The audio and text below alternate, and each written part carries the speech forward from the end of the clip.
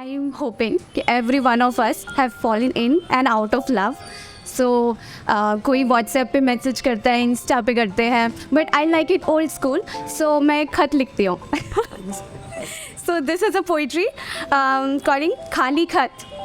तो उसने मुझसे सवाल किया कि ये खत तो खाली है. हाँ जानती हूँ ये खत खाली है क्योंकि उस पर लिखे जज्बात को तुमने मिटाया. क्यों तुमने हमारे प्यार के बीच इन फासलों को लाया. तुम कहते थे ना जाना अपना ख्याल रखो ना. तुम मेरी हो ये जानती हो ना. ये सुनकर मैं खिल जाया करती थी. ये सुनकर मैं खिल जाया करती थी. उस वक्त मेरी मोहब्बत उस पल थोड़ा और बढ़ जाया करती थी. फिर इन एहसास में क्यों फ़र्क आया.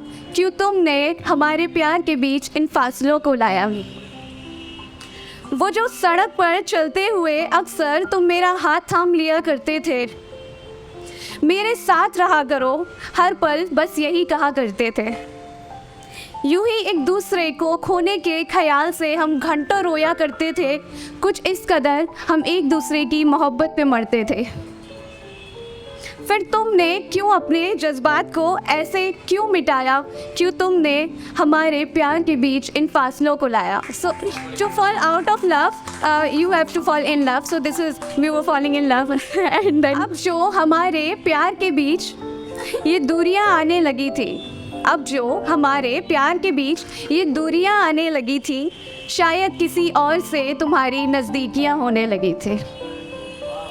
वो ना मिल पाने के मुझसे तुम बहाने 100 बनाते थे. मेरे हिस्से का प्यार तुम कहीं और लुटाते थे. कैसे तुमने मुझे अपने दिल से मिटाया. क्यों तुमने हमारे प्यार के बीच इन फासलों को लाया. मैं तन्हा बैठी खुद से ये सवाल करती हूँ. मैं तन्हा बैठी खुद से ये सवाल करती हूँ.